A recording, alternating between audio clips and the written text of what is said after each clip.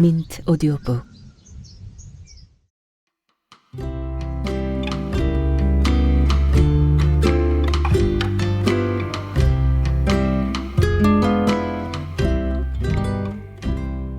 일목이 그 사람 여지까지 소식 없지?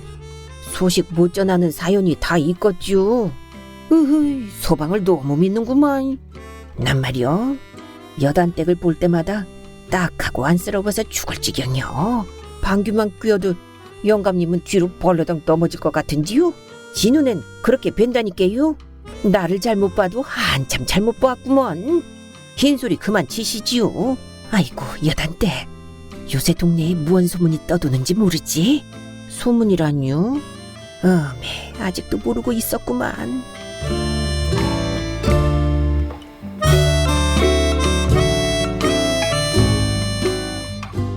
금은밤. 송재용.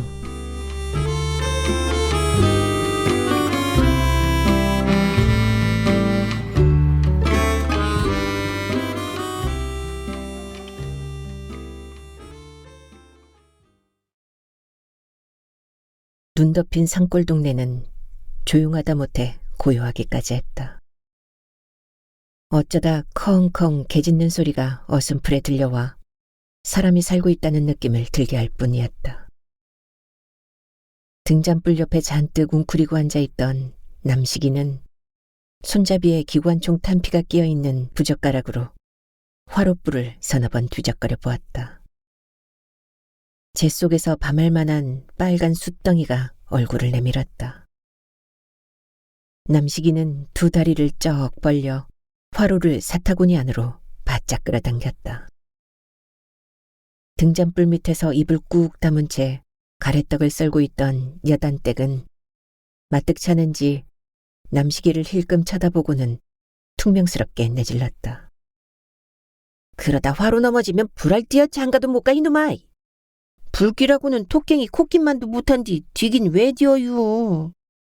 네 삼촌이 화롯불 끼고 불장난하다 사타구니 뒤에 동네 사람들한테 고자라고 놀림당하고 몰라. 옴니도 고자 되면 장가 안 들면 될 거 아니유. 뭐야? 장가를 안 간다고? 그래요. 여단댁은 어린 것 입에서 영악스런 말이 튀어나와 저기 당황하였다. 육실할 놈. 사나놈이 시상에 태어나서 옆편네 하나 목괴 차고 살면 그 꼴 참 좋겠다.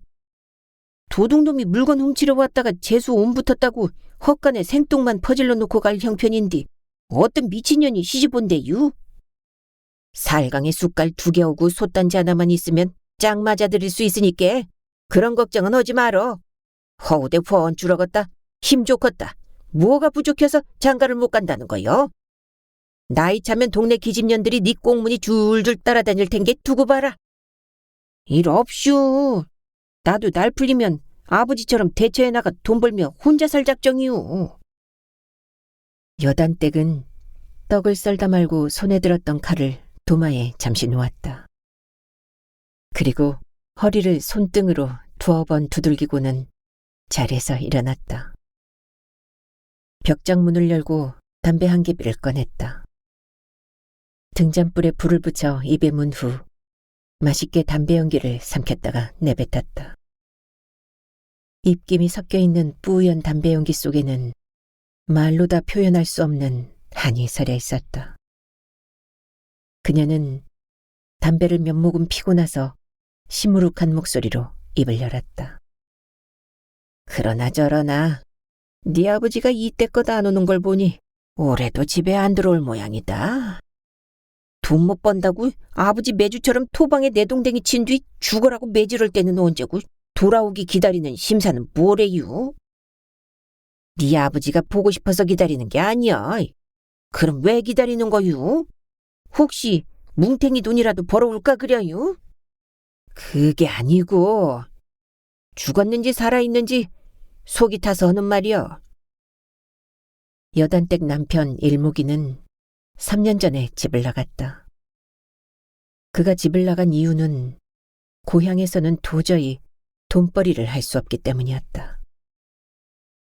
그는 어렸을 때 개가죽나무 꼭대기에 올라가 가지를 쳐 내리다가 낙상해 죽을 뻔했다가 살아났다. 그 사고로 곱사가 되는 바람에 일손이 달리는 농번기에도 이 집 저 집 기웃대다 새참이나 얻어먹고 다녔다. 그런 몸이니 산에서 나무를 해다 팔아 돈 벌 재간도 없었다. 그렇다고 농사를 지어 먹을 만한 논마직이나 밭되기가 있는 것도 아니었다. 그러던 어느 늦가을이었다. 장독대 옆에 서 있는 감나무에 홍시감이 주렁주렁 매달려 있고 추수를 끝낸 집에서는 지프로 이형을 엮어 개초를 하는 등 겨우살이 준비가 한창일 때였다. 여단댁은 새벽같이 떡 목판을 이고 논티장에 갔다가 비를 흠뻑 맞고 집에 돌아왔다. 집에 와보니 일목은 이웃집에서 탁배기를 얻어마시고 5, 6월에 늘어진 개처럼 건넌방에서 큰 대자로 누운 채 코를 드릉드릉 골고 있었다.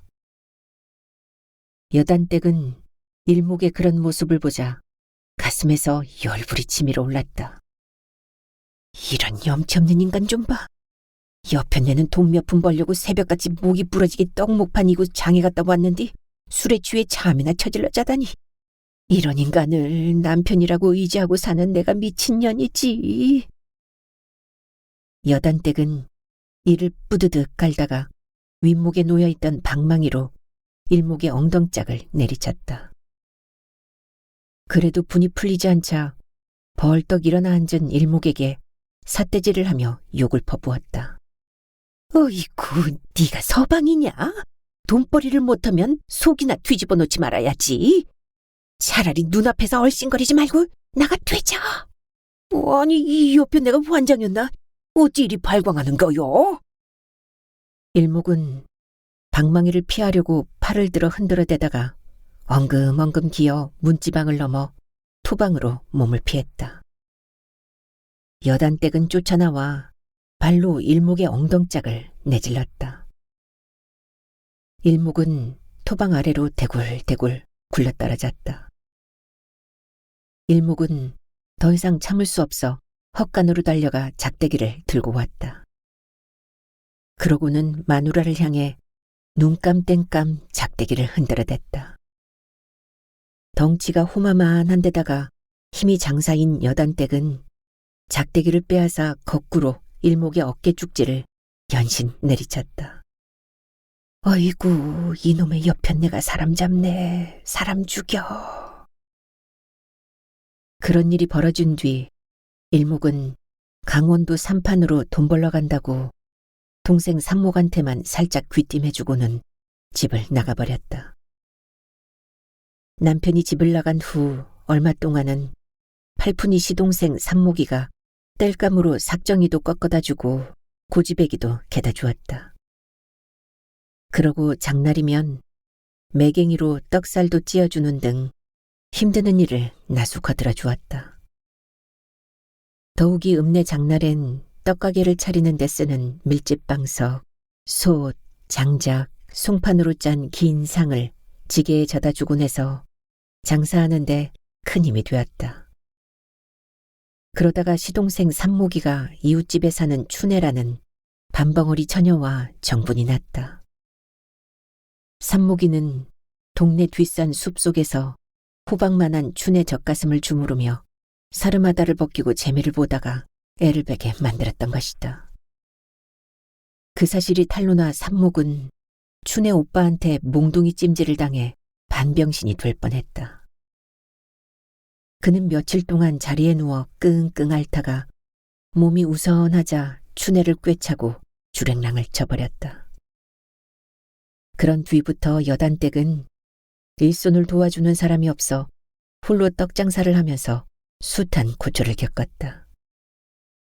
더욱이 팔다 남은 인절미를 떠리로 팔아치우고 집에 돌아오는 날은 죽은 돼지 새끼를 땅에 묻어버린 것처럼 속이 짠했다. 밤늦게 집에 돌아와 냉골에 쓰러져 자는 새끼들 모습을 볼 적마다 치마로 눈물을 훔친 적이 한두 번이 아니었다. 시동생이나 남편이 집에 있을 때는 감자를 쪄놓아 새끼들이 밥 대신 배를 채웠지만 여단댁이 늦게 오는 날에는 굶고 자기가 일쑤였다. 엄니, 아버지 오나 동구밖까지 나가볼까요? 남식이는 졸리는 눈을 손등으로 비비며 여단댁에게 물었다. 아무리 네 아버지가 집을 나간 지 오래됐어도 설마 길이야 잊었겠냐? 엄니, 근데 아버지가 돈 좀 벌어올까요? 그거야 네 아버지가 와봐야 알지 내가 어찌 장담할 수 있겠냐? 엄니, 아버지 돌아오면 다시는 집 나가지 못하게 꼭 잡아놔요. 나도 그럴 참이다만 네 아버지가 와야 그런 말을 하든지 말든지 할 거 아니냐. 여단댁이 가래떡을 거의 다 썰어가자 남식이는 입을 쩍 벌리고 하품을 하였다. 여단댁은 졸음이 가득한 남식이의 얼굴을 힐끔 쳐다보고는 그만 자라고 일렀다. 엄니, 섣달 금은밤에 잠을 자면 눈썹이 허옇게 신다는디 자도 되는 거요? 그 말은 어른들이 지어낸 거짓부렁이요. 그럼 마음 푹 놓고 자도 되겠구만요. 남식이는 돼지 새끼가 건불 속 파고들듯 동생들이 자고 있는 이불 속으로 기어들어갔다. 다리를 뻗자 남식이의 발가락이 이불 밖으로 쑥 나왔다. 남식이는 가재처럼 허리를 구부린 다음 다리를 오므려 이불 속으로 발가락을 감추었다. 남식이가 코를 골기 시작하자 여단댁은 떡살을 썰다 말고 담배꽁초에 불을 다시 붙였다. 여단댁은 어깨를 잔뜩 웅크리고는 골똘히 생각에 잠겼다. 남편이 돌아오면 읍내 털보 영감이 지어낸 소문을 듣고 오해하지 않을라나 모르겠네. 털보 영감은 장터 근처에 방앗간을 갖고 있는데 5년 전에 마누라가 죽어 호라비로 살고 있다. 털보 영감은 파장 무렵이면 입에 곰방대를 물고 가끔 떡가게에 나타나곤 했다. 털보 영감은 고춧가루를 시뻘겋게 푼 콩나물국과 인절미 한 접시를 입안에 꾸역꾸역 쑤셔 넣고는 트림을 한 다음 여단댁에게 늘 묻는 말이 있었다. 여단댁, 인절미 다 팔렸남? 쬐금 남았슈. 그럼 마분지에 남은 떡 몽땅 싸줘. 내버려 두슈. 새끼들 갖다 주게. 비싼 찹쌀로 만든 떡을 애들이 먹어 치우면 쓰나. 쓸데없는 소리 하지 말고 이리 내놔. 털보영감은 큰 인심이라도 쓰듯 주머니에서 지전을 꺼내 떡접시 밑에 놓고 인절미를 쓸어가곤 했다. 쌀도 외상으로 주시고 장날마다 남은 떡까지 쓸어가시니 미안해서 몸둘 바를 모르겠네요. 이까지 떡값 얼마나 된다고 미안하게 생각하나? 여단댁은 털보영감이 고마웠다. 그래서 털보영감이 후줄근한 모습을 하고 떡가게에 오면 이따금 막걸리 한 대접을 공으로 주곤 했다. 그런데 어느 날 파장 무렵이 되어 얼큰이 취해 떡가게에 나타난 털보영감이 남편 소식을 물었다. 일목이 그 사람 여지까지 소식 없지? 없구만요. 일목이 그 사람 함흥차사도 보통 함흥차사가 아니구먼. 에이, 무심한 사람 같으니라고. 털보영감은 혀를 차면서 동정어린 투로 말했다. 여단댁은 털보영감 말이 귀에 거슬려 토를 달았다. 소식 못 전하는 사연이 다 있겠죠. 사연은 무슨 사연이요? 발발 타는 숯구덩이에 다리라도 뒷모양이구만. 여단댁은 노골적으로 남편에게 불행한 일이 일어나길 바라는 털보영감이 밉살 맞아 퉁을 놓았다. 애아버지는 어렸을 때부터 곱사등이었는디 전생에 무슨 죄를 억시게 지었다고 또 다리까지 다치겠쇼. 몸이 성치 못한 사람은 험한 일을 하다가 다치기도 잘하고 죽기도 잘 죽는다고. 여단댁은 털보영감의 말투가 고약하다 못해 듣기 거북해 면박을 주었다. 남식이 아버지는 사주팔자에 돈복은 없어도 명줄 하나만은 질게 타고났대요. 그래서 어려서 개가죽나무에서 떨어졌을 때도 동네 사람들이 다 죽을 거라고 수군거렸지만 동물 두어 사발 마신 뒤 발딱 일어났다고 하더만요. 그런 걸로 봐서도 남식이 아버지는 멀쩡하게 살아있을 거유.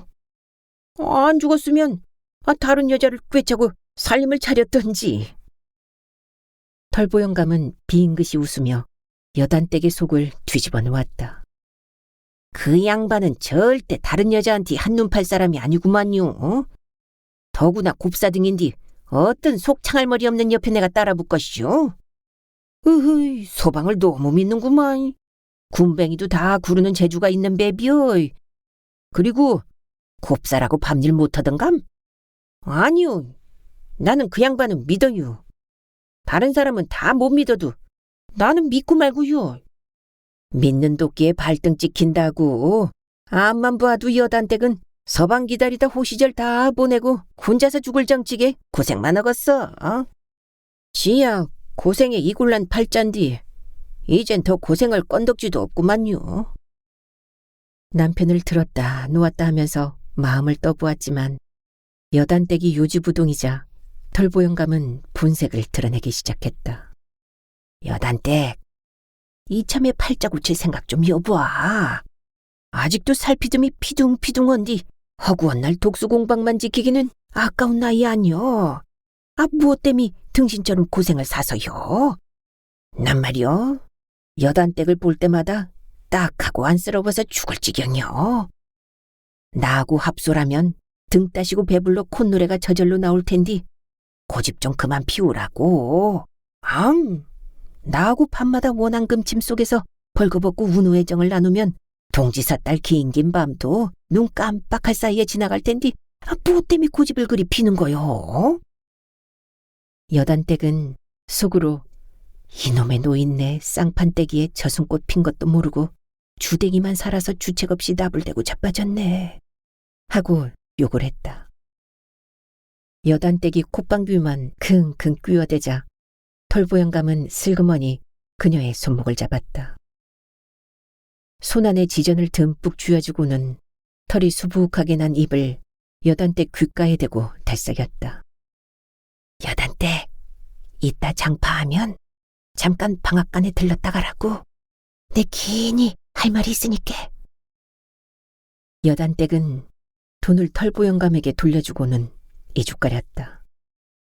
호강도 좋고 돈도 좋지만 영감님한테 팔자 고치러 갔다가 1년도 안 돼서 송장 칠까 봐서 겁나네요. 털보영감은 처음에는 무슨 말인가 못 알아듣고 눈만 씀벅거리다가 말을 곱씹어 보니 악담치고는 흉악한 악담이자 화를 버럭 냈다. 뭐라고? 나한테 오자마자 송장을 쳐? 아니 내가 고롱 80 늙은인 줄 알아? 아직도 호랭이 잡아먹을 만큼 기운이 펄펄 넘치는디 나를 잘못 봐도 한참 잘못 보았구먼. 여단댁은 털보영감이 허튼 수작을 더 이상 못 부리게 할 요량으로 연신 이죽거렸다. 마주 앉아 쥐가 보리밥 한 사발 먹고 난 뒤에 힘주어 방귀만 뀌어도 영감님은 뒤로 벌러덩 넘어질 것 같은지요? 무엇이? 보리방귀에 내가 넘어진다고? 털보영감은 기가 딱 막히는지 입을 떡 벌렸다. 야, 지 눈엔 그렇게 뵌다니까요? 남자는 집토매만 들 기운이 있어도 여자 빨개 벗겨놓고 찍어 누르는 거 모르고 있구만. 글쎄요, 지가 보기에는 집토매는커녕 지푸라기도 제대로 들 기운이 없어 보이는데 흰소리 그만 치시지요. 털보영감은 말빨이 딸리는지 입을 실룩대며 연신 군방대만 빨아댔다. 여단댁은 더 놀려댔다가는 털보영감이 떡 목판을 들어 엎을지 몰라 정색을 하고 물었다. 영감님, 지하고 나이 차이가 얼마나 나는지 아세요?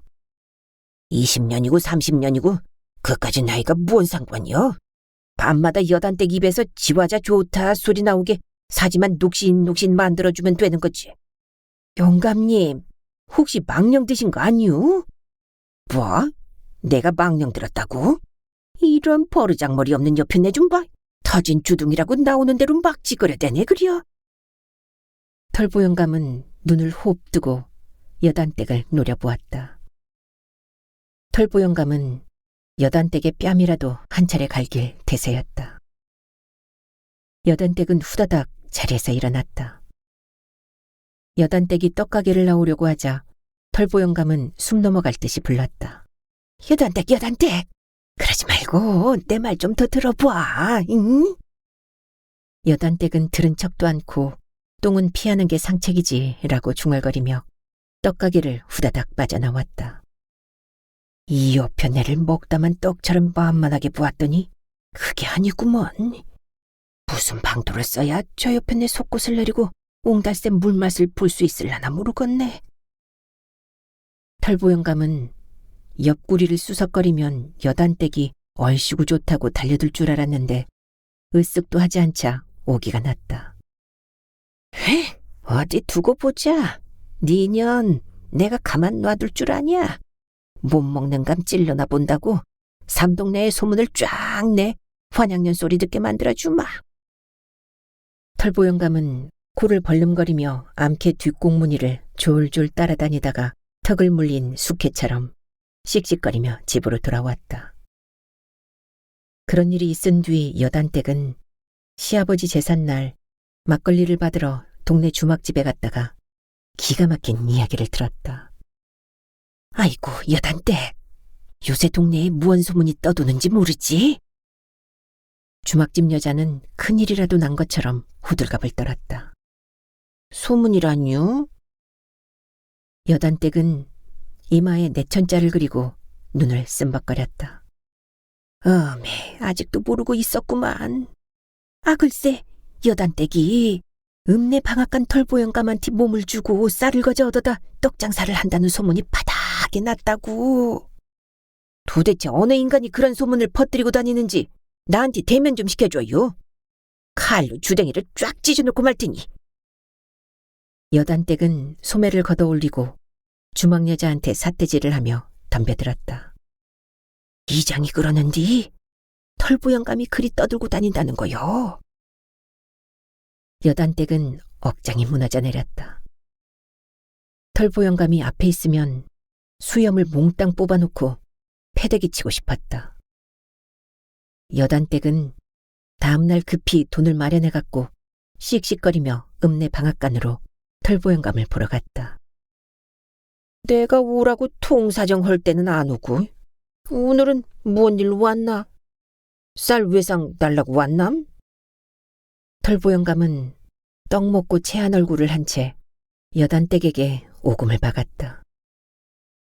여단댁은 털보영감에게 눈을 흘기고는 따지고 들었다. 지가 영감님한테 몸을 주고 쌀을 거저 얻어다 떡장사를 한다는디 그게 뭔 말이래요? 그 참 누가 냈는지 몰라도 소문 한번 근사하게 났네 그려. 털보영감은 입가에 웃음을 물고 눈물댔다. 여단댁은 약이 바짝 올라 옷소매를 걷어올리고 털보영감 멱살을 움켜쥐고 흔들며 소리쳤다. 지가 언제 영감님하고 잠자리를 했는지 대보슈. 얼른 대보란 말이오. 나는 그런 말 한 적 없고 다만 뭐유. 여단댁은 털보영감 멱살을 잡았던 손을 풀고는 가쁜 숨을 가다듬었다. 며칠 전 내가 여단 동네 이장을 찾아가 주막에서 술을 받아주며 여단댁과 합소를 주선해달라고 부탁한 적은 있구먼. 그럼 지가 영감님한테 몸을 주었다 어쨌다 그런 말은 한 적 없다는 말씀이구만요. 여단댁은 다짐을 받듯이 털보영감에게 다시 물었다. 그러자 털보영감은 머리를 극적이며 겁을 주었다. 구약한 소문은 한번 잘못 나면 오래가는 법인데 큰일이구먼. 게다가 일목이가 고향에 돌아와 이 소문 들으면 여단댁을 가만둬둘라나 모르겠네. 여단댁은 털보영감을 노려보다 서방을 감쌌다. 영감님, 남식이 아버지는 내가 파트로 매주를 쏜다고 여도 믿을 사람이니 그런 걱정은 안 해도 되는만요. 털보영감이 입을 삐죽거리자 여단댁은 그동안 밀렸던 쌀 외상값을 마당에 내동댕이 치고는 방앗간을 나왔다. 여단댁은 떡 사슬이 든 바구니를 부엌에 갖다 놓고는 호롱불을 들고 도방으로 나왔다. 그때 한 남자가 절름거리며 집 안으로 걸어오고 있었다. 여단댁은 호롱불을 머리 위로 올리고는 소리쳤다. 남식이 아버지 아니요? 그려, 나요.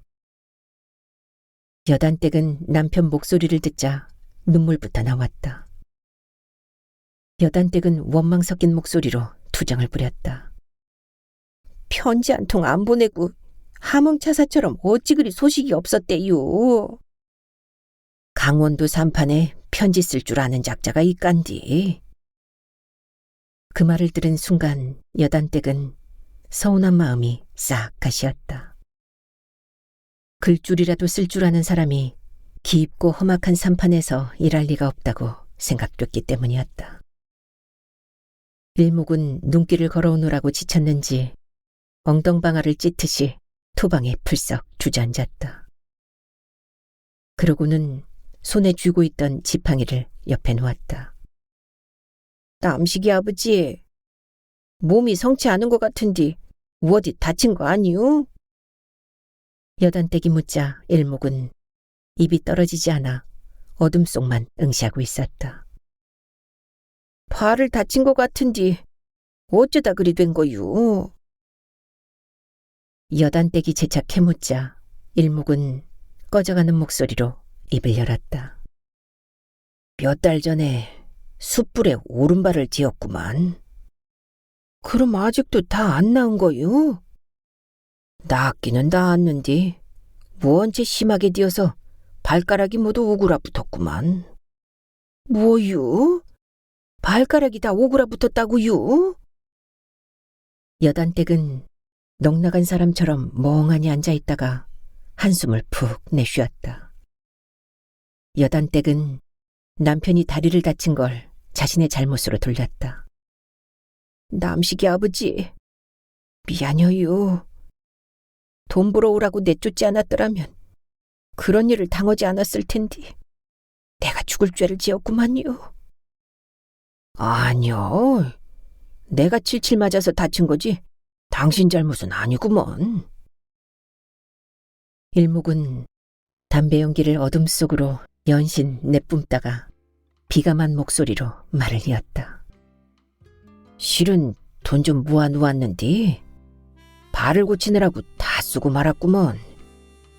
그래서 한때는 산판나무 가지에 목을 매 죽어버릴까 하다가 혼자 애들을 키우고 있는 당신을 생각하니 용기가 나지 않더구만. 일목은 손으로 코를 휑 풀고는 어깨를 들먹거렸다. 그러자 여단댁은 일목의 손을 잡고 다독거려 주었다. 남식이 아버지, 돈 못 벌어온 거 눈꽃만큼도 미안하게 생각할 거 없슈. 죽지 않고 살아 돌아온 것만도 천만 다행이니께. 역시 당신 마음은 대천 앞바다보다도 더 넓구먼. 남식이 아버지, 그리고 회때에 당신 호빠지만 걸려있어도 엄청 의지가 되니까 다시는 집 나갈 생각은 말어요. 그려. 당신 말 명심할게.